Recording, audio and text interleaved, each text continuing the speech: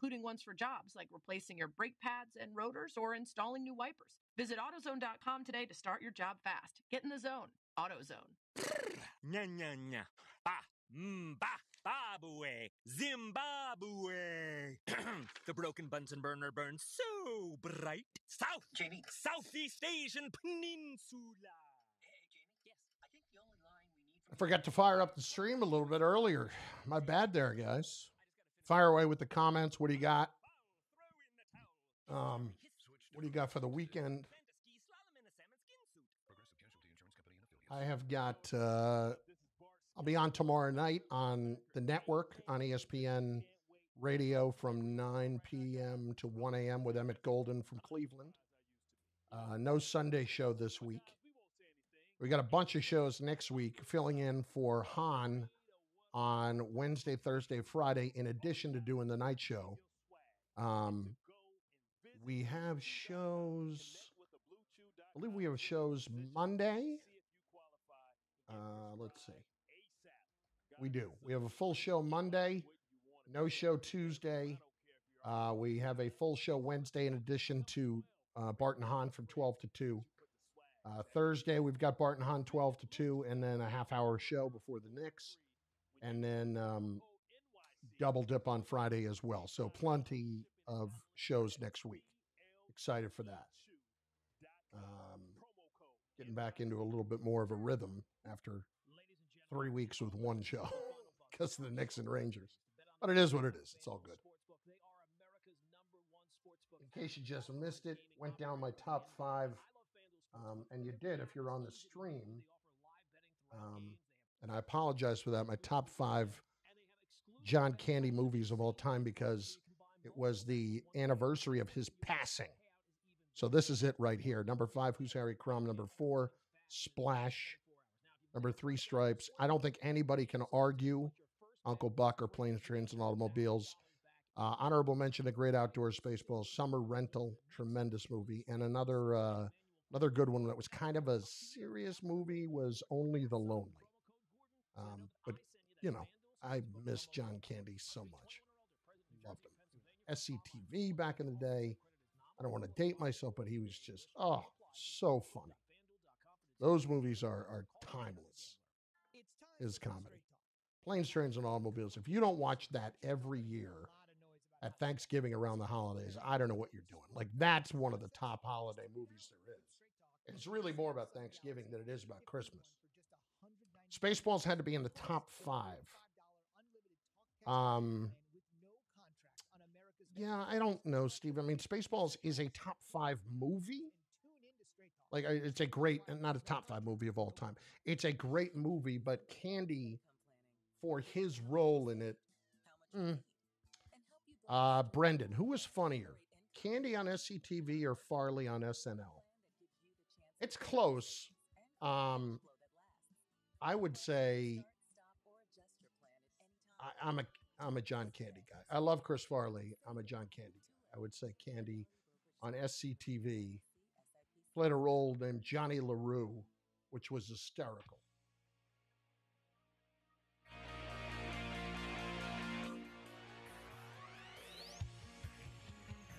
Just talking to some of the folks on the stream, including our buddy Steve, checking in. Spaceballs had to be in the top 5. It is a classic comedy. It is a tremendous comedy.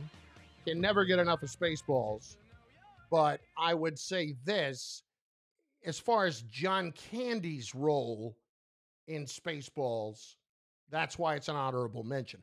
I'm talking about John Candy's impact on the movie. Spaceballs was a collection.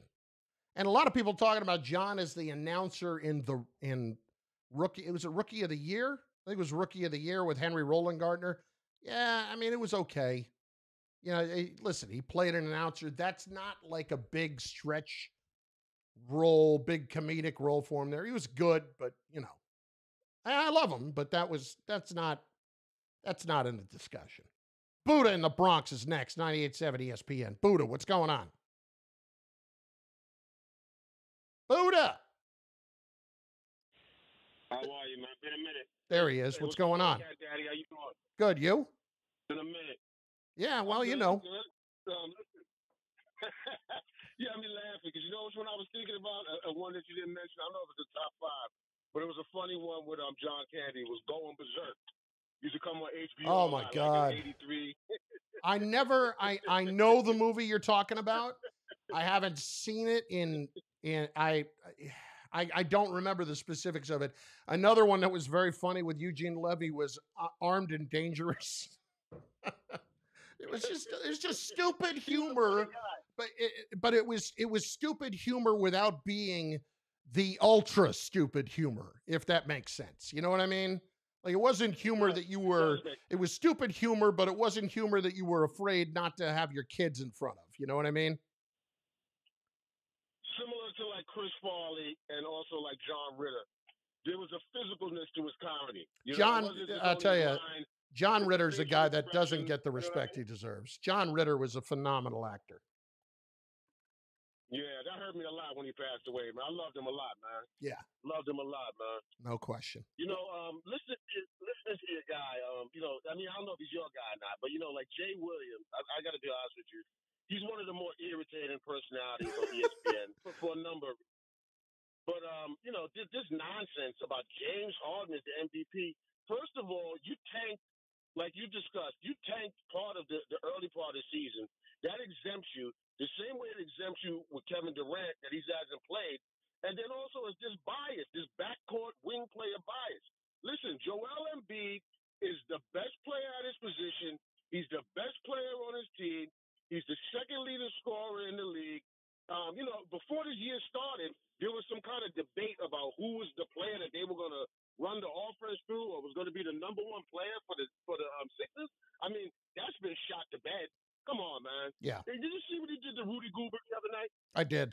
I mean, he's Embiid's amazing. He's absolutely amazing, and he to me is the best player in the league right now. Period.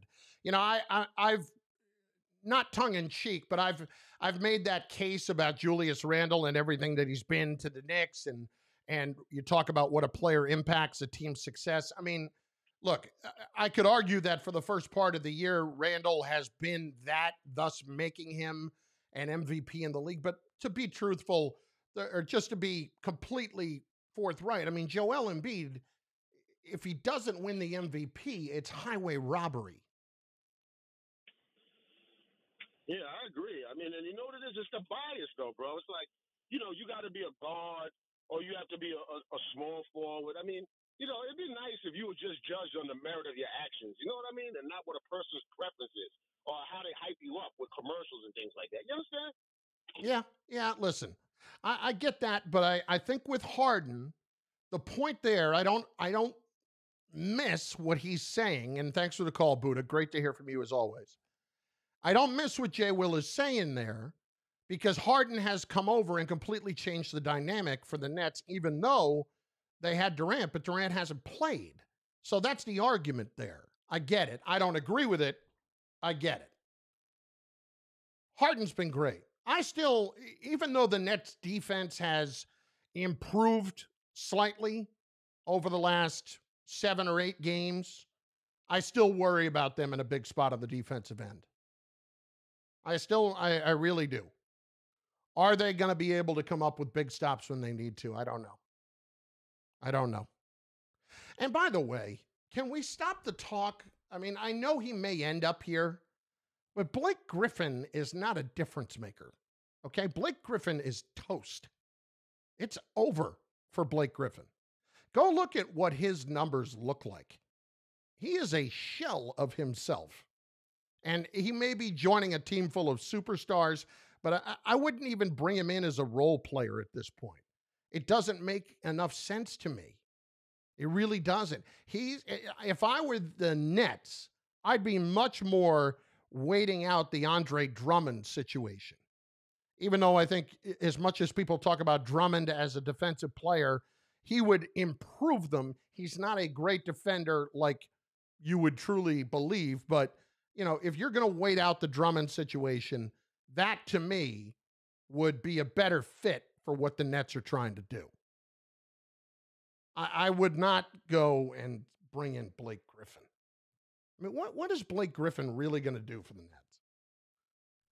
Blake Griffin, who basically was mayor of Lob City in his career.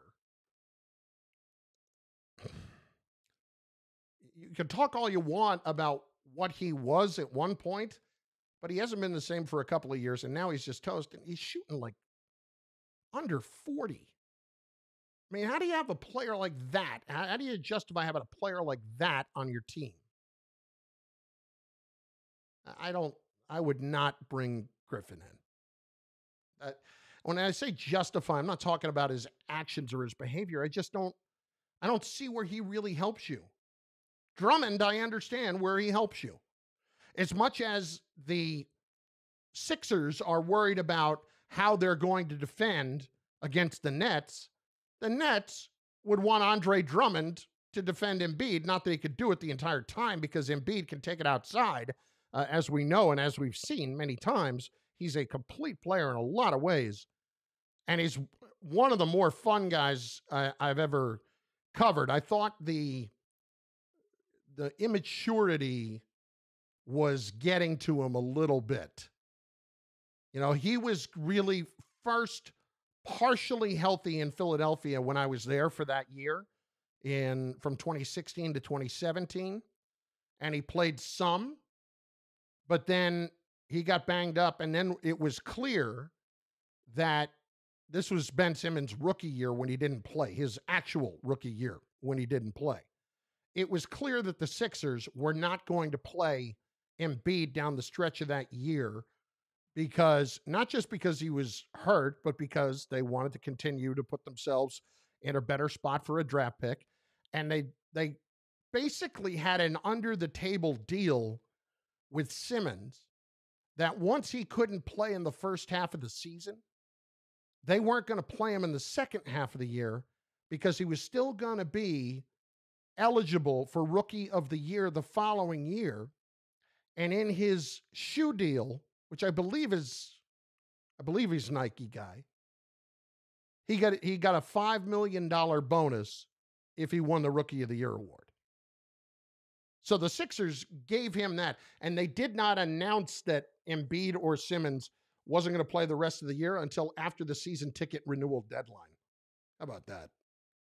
It was that the guy who's in charge of the Devils, Scott O'Neill, same thing with the Sixers. Used to work at Madison Square Garden. Pulled that a little bit. Yeah. 800-919-3776. I spent some time for a few minutes here on Sam Darnold. I want you to listen to what Mark Sanchez had to say earlier today. He was on Get Up, and he was also on with Greeny. And whatever you think about Mark Sanchez, he does his homework, and he knows what he's talking about. And he's obviously been in this exact position as Sam before. This is becoming an impossible situation, and it's just completely unfair. So it's frustrating, because in some ways I've lived that, not exactly, but in certain ways you're there and you're trying so hard, but you're just banging your head against the wall. So I really do feel for the guy. But at the end of the day, it's just got to get done. And I just want to see him get a legitimate opportunity, because he hasn't been given one. And to make any decisions on Sam Darnold right now, whether he's a good or bad player in this league, is just like Louis Riddick said, and everybody agreed, is just completely premature. So what Sanchez is saying is that Darnold has to get the opportunity here to get traded and do it somewhere else. Well, I get it, but Mark there is speaking more from the scars that he has from everything that went wrong. And I think Mark would be the first to admit that he handled things poorly when he was here. He could have been much more mature about his situation. Then he has this opinion with Sam. Sam has handled this with just such alacrity. He's been so good with the media, with everything involved, and you do feel for him. But this is not a situation to me where he definitively has to go get that fresh start somewhere else this year in order to show that he's good. I think if the Jets are in a position to trade back and get a lot more to move back a few slots, more draft picks, they get some free agents to help, it would be giving Sam that fair shake that you're talking about. It can be done here. Sanchez said on Get Up that the first time that Darnold goes 3 and out, he's going to get booed out of the stadium. I don't buy that for a minute. I still feel like while there has been a shift among some fans to the negative that he's got to go, I don't think he's getting booed out of the stadium on his first 3 and out. Maybe some, but Sam's tough enough to take that. And there are a lot of fans that have been sympathetic to Sam's plight because they're smart enough to understand about what he has had to work with. Now, me personally, I still don't think he's the answer. I don't see enough good things and elevating other guys and elevating his own game to make up for some of the problems that are out there. The great quarterbacks can do that. That's why I think Sam is ultimately a third-tier quarterback. But let's just, to be sure, if the Jets are not in love with Zach Wilson and they're not in love with Justin Fields, do the right thing, trade back a little bit, and then add more second-round picks, maybe even add another one for next year, and worry about the quarterback next year. See if Sam can actually be the guy, and it presents you with options. You don't have to pick up his fifth-year option for that to be the case. Sam goes out, plays great this year, and you think he's the guy, great. Go give him a contract. Or franchise tag him. Keep him for another year. Make him prove it for another year. And then, while you are paying him a lot of money for 1 year, you'll make a long-term deal and you will have 2 years of good football under your belt and you'll know what you're dealing with. If you don't, you move on. That's all there is to it. I tell you what, I have heard so many mixed reviews on these quarterbacks. And I see Todd McShay's latest mock draft today. And it had 4 quarterbacks in the top 5 picks. It had Trey Lance going in the top 5. Wow. I have to tell you, I don't expect that whatsoever. Not in the least. And I believe he had Carolina trading up and taking Trey Lance. It was Wilson to the Jets. It was, Carolina trading up to 3. To 3. And then Trey Lance going 4th to the Falcons. That's what it was. Carolina trading up to get Justin Fields. So he had 4 quarterbacks in the first 4 picks, which I don't believe has ever happened. And 5 in the top 10 with Mac Jones at 8. I think that might be pushing it a little bit.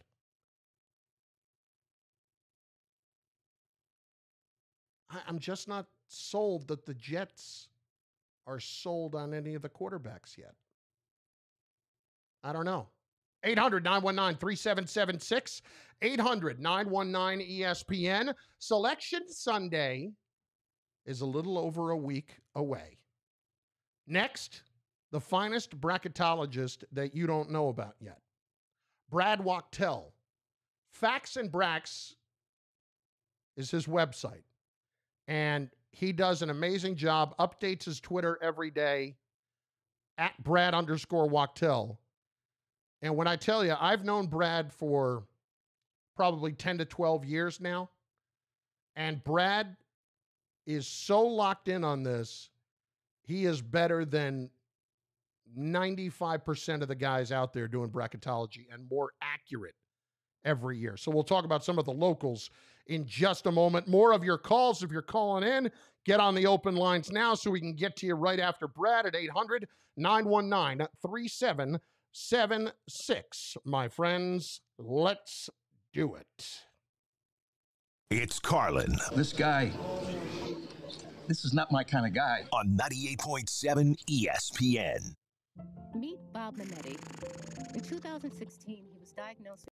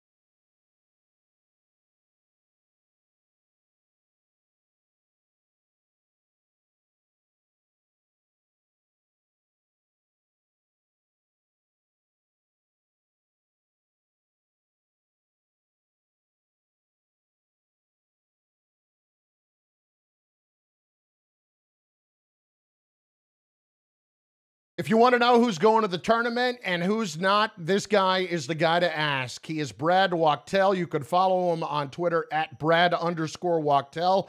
He has worked inside collegiate programs, inside the Big Ten, inside the AAC. He has done it all, and he knows this process better than anybody. Brad joins us right now. Good to see you, man. First of all, how you doing? How's things? I'm doing well, Chris. Thanks a lot for having me. Looking forward to March Madness. That's what this is all about. Well, here we are. Selection Sunday is less than 2 weeks away. Brad, first of all, when you are looking at how to evaluate a team, whether or not they belong, how much has COVID really affected all of that? It's definitely affected it in a way, and it's twofold. For me, it's the fact that mid-major teams, low-major teams as well, are unable to have a full slate of non-conference games. As a result, it's more challenging for those teams to add a significant victory onto their resume that puts them in play for an at-large bid. The other thing that stands out is the fact that, of course, there's no fans at games. So you have all these teams going on the road. You see a lot of teams out there, all of a sudden they can win on the road. And that's not how it was in the past. So my biggest question for the committee is, are wins away from home going to be judged the same? Or is it going to be a little different? Which I think it should be, because playing on the road is just not the same without fans in the stands. Okay, so if it were up to you, Brad, how would you evaluate road wins differently this year? Honestly, I don't think that they are neutral site games, because you still have the travel involved. You're still staying in a hotel room. But I think there should be some sort of in between, not a full-fledged road game, but also not a neutral site game. Again, that is something that's very difficult for the committee to do. And I understand if they're going to keep it the same way, because it's probably the easiest thing to do. Brad Wachtel with us. You can follow him on Twitter at Brad_Wachtel. He's a fantastic bracketologist. All right, top teams. We've known all year about Gonzaga, about Baylor. Michigan's been outstanding. Do you right now view Illinois as that fourth team? Who do you view as that fourth team as we stand at the moment? Yeah, right now, Illinois is definitely that fourth team, especially with their win at Michigan the other night. They are definitely in great shape to be that fourth and final number one seed. I don't think all four number one seeds are locked in yet. Gonzaga, Baylor, Michigan with the Big Ten regular season title, they should all be locked in. As long as Illinois doesn't get dropped out of the conference tournament or early, there's a very good chance that they're the fourth and final number one seed. And the fact that they haven't had Ayo Dosunmu, and he's been a little bit banged up, how much do these kinds of things get thrown into the mix when the committee's evaluating teams like this? Well, they definitely do. And it all depends, will those players be back? With Ayo, he will be back. He is back. He should be back next game. But then you take a team like Villanova, who just lost arguably their best player in Colin Gillespie. That's going to affect them. Right now, I had Villanova as a 3 seed. But whatever happens, assuming they don't win the Big East tournament, they're going to get penalized, and they're going to be lower. They're going to be seated lower as a result. And is that fair? I don't think it's totally fair, because you're penalizing the entire team for the body of work that they've done. But the committee is going to say, well, Villanova is not Villanova unless they prove it. Brad Wachtel with us. Brad, right now, let's talk about some of the local teams. St. John's, they appear to be on the outside looking in right now. Is that fair to say? And if so, what could they possibly do to make a late case here? Yeah, so St. John's is on the outside looking in. They're going to need to beat Seton Hall at home and then win multiple games in the Big East tournament in order to have a shot to get in that large bid. In all likelihood, they're probably going to need to reach the Big East finals. And if a loss in the finals will put them in play, and then you're going to have to see how every other team around them on the bubble does to see if they can get in. But unfortunately, their loss at home to DePaul the other week really, really hurt them, and it puts them, in an uphill battle. How about Seton Hall right now? You have your last 8 in and your last 8 out. Where are the Pirates at the moment? I have Seton Hall as one of my last 4 teams out, one of my first 4 teams out, I'm sorry. And, they've really struggled over the last few weeks. But as poor as they've played, so many other bubble teams around them have played just as poorly. So they're still alive, even after their loss to UConn. They could definitely use a win at St. John's. And then if they win one game in the Big East tournament, they're in play for a bid. They're not a lock for a bid because we got to see how every other team around the bubble does. But they definitely give themselves a chance to go in front of the TV on Selection Sunday and see if their name is called, with the hope that it will be called. And among your last 8 right now, I mean, there are some blue bloods. There's no question. And I know people who haven't paid attention all year don't realize that Michigan State right now might be on the outside looking in. Duke might be on the outside looking in. How much do you really chalk up to this bizarre season to some of these true teams that are perennially top 2 and 3 seeds, maybe not making the tournament this year? Yeah, I mean, you have to figure that COVID is definitely a factor in that case. But yeah, I mean, you have Duke, you have North Carolina, UCLA, you have, like you said, Michigan State, all these teams that we're used to seeing in the tournament, they're all in the bubble and they all need to do work down the stretch in order to get in. So I think it's going to make for a very interesting tournament, because I do think some of those blue bloods will get in, and chances are, 1 or 2 will get left out. But when you go to the NCAA tournament, now you might have matchups in the first round where you have a 5 seed, for example, like an Oklahoma State potentially, who hasn't really been in the tournament recently, and they could have to face, a team like Duke in the first round, or a team like North Carolina. So it should make for some interesting matchups for sure.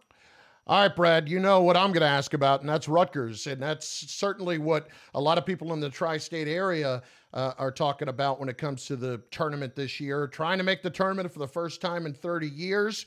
Where do you have the Scarlet Knights right now? And they had a bad loss this week on the road and against, Nebraska. Nebraska, excuse me. And that's how bad of a loss it was, Brad. I couldn't even remember the name for a second. How much did that hurt them? Where do they stand right now? So losing to Nebraska hurt them because had they beaten Nebraska, they would have been a lock to get in. It dropped them only 1 seed. And again, because of all those teams below them, didn't do that great either. So I currently have Rutgers as a 9 seed. Now, Rutgers plays at Minnesota tomorrow, and if Rutgers can get a win at Minnesota, they'll be in the NCAA tournament for the first time since 1991. I will have them as a lock. Should they lose to Minnesota, now all of a sudden things get interesting. Now we go into the Big Ten tournament where you're probably playing either Michigan State or Indiana. A loss to one of those teams in the Big Ten tournament, you are squarely on the bubble. You are looking at last 4 in or first 4 out. And it's going to be out of your control. It's going to depend on how other teams around you do, as well as if there's other bid stealers around the country. For example, the AAC conference. So if Houston, who is a lock to get in, if they don't win their conference tournament, that's going to be another team that gets in that wasn't supposed to. That's one less bid.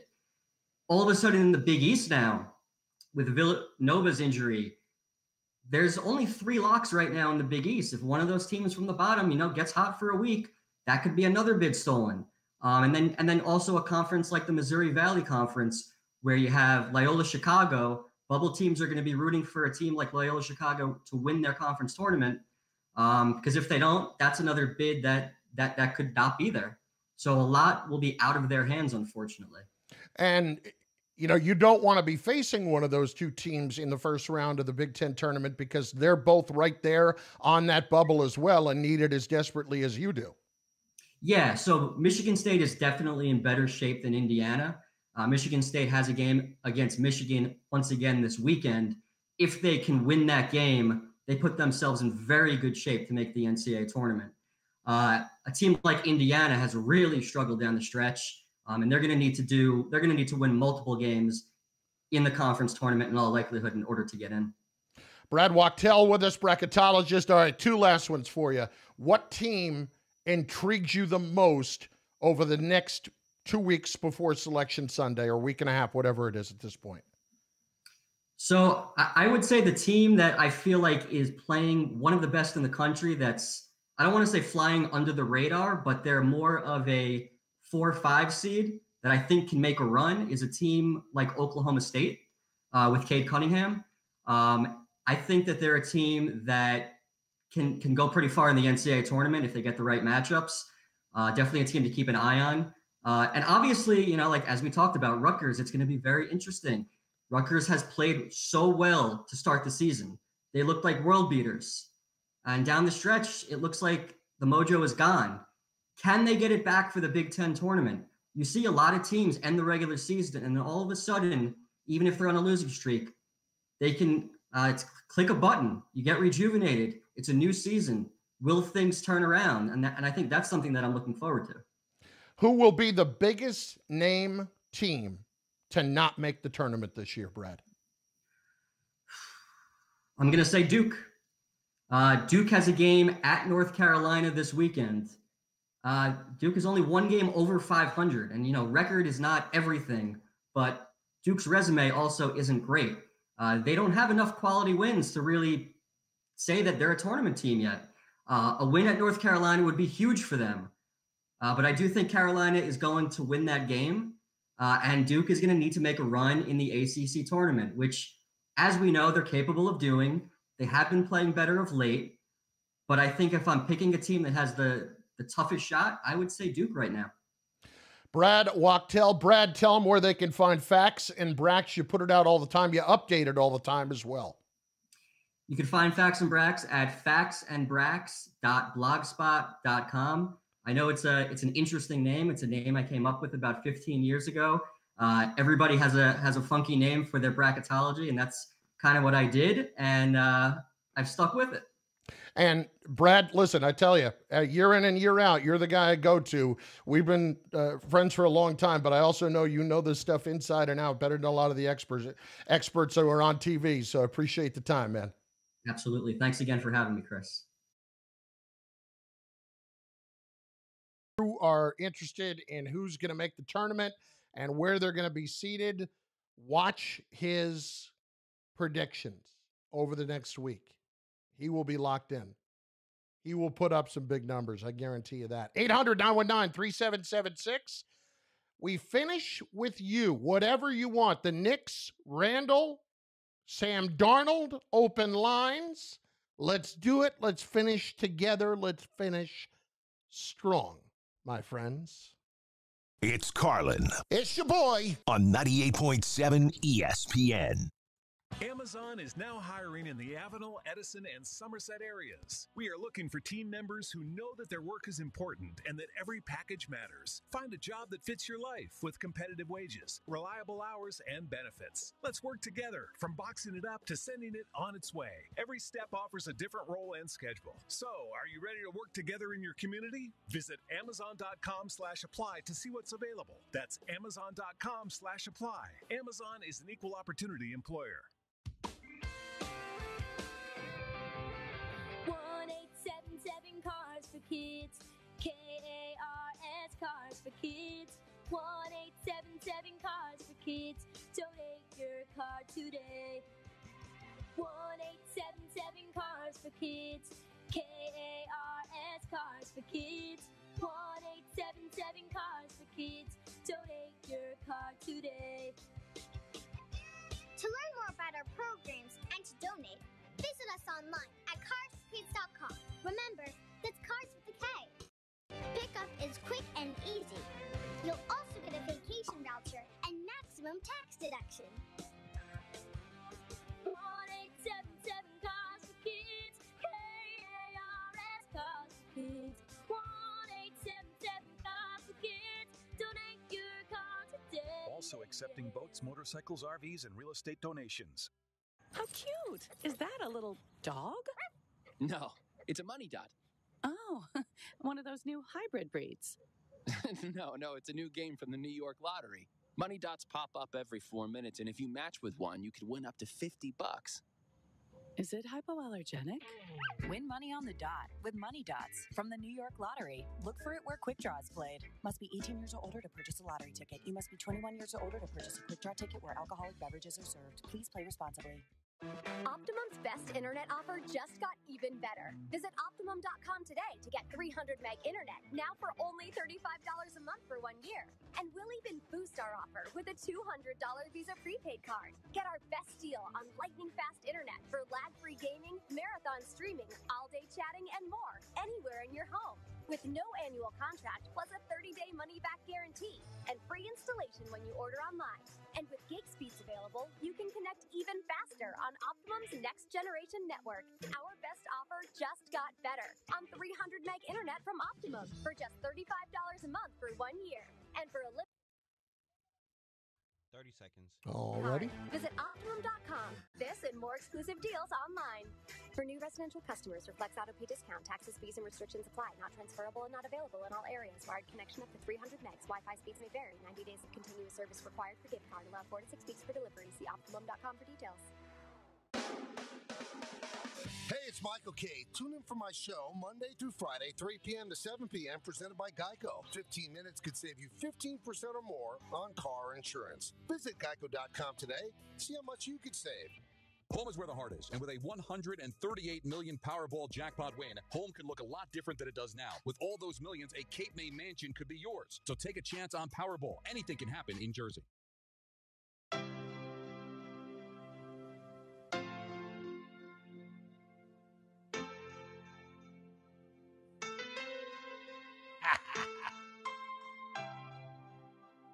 You're gonna make me cry.